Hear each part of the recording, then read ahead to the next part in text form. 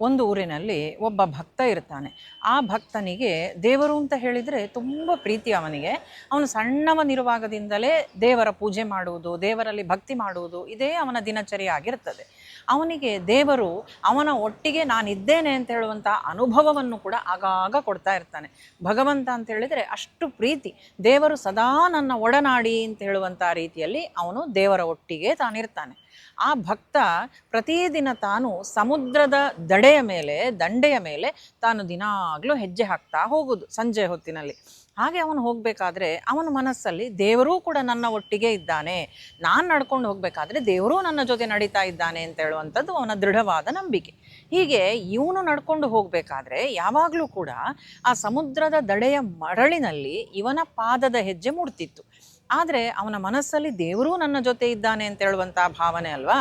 ಇವನ ಪಾದದ ಹೆಜ್ಜೆಯ ಜೊತೆಯಲ್ಲಿ ಮತ್ತೂ 2 ಹೆಜ್ಜೆಗಳು ಯಾವಾಗಲೂ ಆ ಸಮುದ್ರದ ದಡೆಯಲ್ಲಿರುವ ಮರಳಿನ ಮೇಲೆ. ಅಂದರೆ ಇವನ ಭಾವನೆ ಏನು? ನನ್ನ ಜೊತೆಗೆ ದೇವರೂ ನಡೀತಾ ಇದ್ದಾರೆ. 2 ಹೆಜ್ಜೆ ನನ್ನದು, 2 ಹೆಜ್ಜೆ ಭಗವಂತನದು, ಕೃಷ್ಣನದ್ದು ಅಂತ ಇವನ ಆಲೋಚನೆ.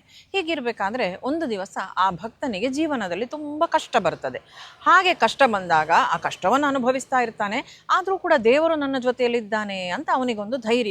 ಹಾಗೆ ಒಂದು ದಿವಸ ಮರಳಿನಲ್ಲಿ ನಡ್ಕೊಂಡು ಹೋಗ್ತಾ ಇದ್ದಾನೆ. ಆದರೆ ಆಗ ಮಾತ್ರ 2 ಹೆಜ್ಜೆ ಮರಳಿನಲ್ಲಿ, 2 ಹೆಜ್ಜೆ ಇಲ್ಲ. ಚಿಂತೆ ಆಗ್ತದಂತೆ ಅವನಿಗೆ. ಅಯ್ಯೋ, ದೇವರು ನನ್ನ ಕೈ ಬಿಟ್ನಾ?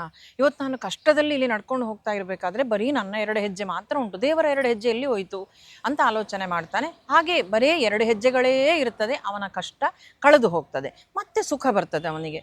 ಆವಾಗ ಸುಖದ ಸಮಯದಲ್ಲಿ ಇವನು ಹಾಗೇ ಸಮುದ್ರ ದಂಡೆ ಮೇಲೆ ನಡ್ಕೊಂಡು ಹೋಗ್ತಾ ಇದ್ದಾನೆ.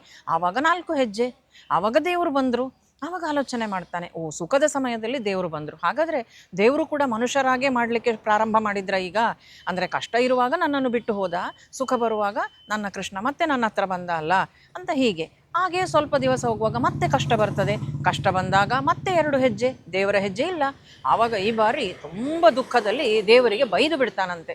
ನೀನು ಮನುಷ್ಯರಿಗಿಂತ ಕಡೆಯಾಗಿದ್ದಿ, ನೀನು ಕೂಡ ಹೀಗೆ ಮಾಡ್ತಾ ಇದೆಯಲ್ಲ, ಕಷ್ಟ ಸಮಯದಲ್ಲಿ ನನ್ನನ್ನು ಬಿಟ್ಟು ಹೋಗ್ತಾ ಇದೆಯಲ್ಲ, ಬರೇ ನನ್ನ 2 ಹೆಜ್ಜೆಗಳು ಮಾತ್ರ ಕಾಣ್ತಾ ಉಂಟಲ್ಲ, ಇದು ನೀನು ಮಾಡುವಂಥ ಮೋಸ ಅಲ್ವಾ ಅಂತ.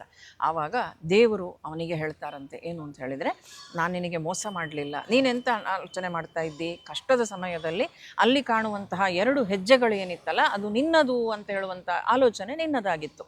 ಆದರೆ ನೀನು ಕಷ್ಟದ ಸಮಯದಲ್ಲಿ ಅಲ್ಲಿ ಕಾಣ್ತಿದ್ದಂಥ 2 ಹೆಜ್ಜೆ ಏನುಂಟು ಅದು ನಿನ್ನದಲ್ಲ.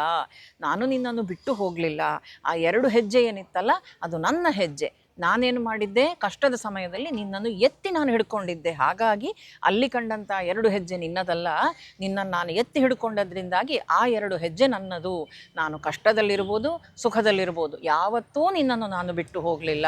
ನಿನ್ನ ಕರ್ಮಫಲಕ್ಕನುಸಾರ ನಿನಗೆ ಕಷ್ಟ ಬಂತು, ನೀನು ಅದನ್ನು ಅನುಭವಿಸಬೇಕಾಯಿತು. ಆದರೆ ನಾನು ನಿನ್ನ ಜೊತೆಯಲ್ಲಿದ್ದೆ, ನೀನು ನನ್ನ ಭಕ್ತಿಯನ್ನು ಬಿಡಲಿಲ್ಲ ನೋಡು.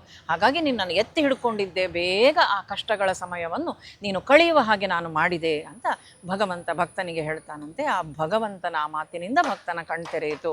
ನಮ್ಮ ಜೀವನದಲ್ಲಿಯೂ ಕೂಡ ಹೀಗೆ ಕಷ್ಟ ಬಂದಾಗ ದೇವರಿಗೆ ಬೈಯುವುದಲ್ಲ, ದೇವರು ಯಾವತ್ತೂ ನಮ್ಮನ್ನು ಬಿಟ್ಟು ಹೋಗುವುದಿಲ್ಲ, ನಮ್ಮ ಜೊತೆಯಲ್ಲೇ ಇರ್ತಾನೆ, ನಮ್ಮನ್ನು ಎತ್ತಿಕೊಂಡಿರ್ತಾನೆ. ನಮ್ಮ ಕರ್ಮಗಳೆಲ್ಲ ಕಳೆದ ಮೇಲೆ ಆತ ನಮ್ಮನ್ನು ಮತ್ತೆ ಸುಖದ ಕಡೆಗೆ ಕರ್ಕೊಂಡು ಹೋಗ್ತಾನೆ. ಆದರೆ ಅವನ ಅಪ್ಪುಗೆ ಆಲಿಂಗನ ಸಾಮೀಪ್ಯ ಅಂತ ಹೇಳೋದು ಕಷ್ಟ ಕಾಲದಲ್ಲಿ ನಮಗಿರ್ತದೆ. ಜೈ ಶ್ರೀಕೃಷ್ಣ.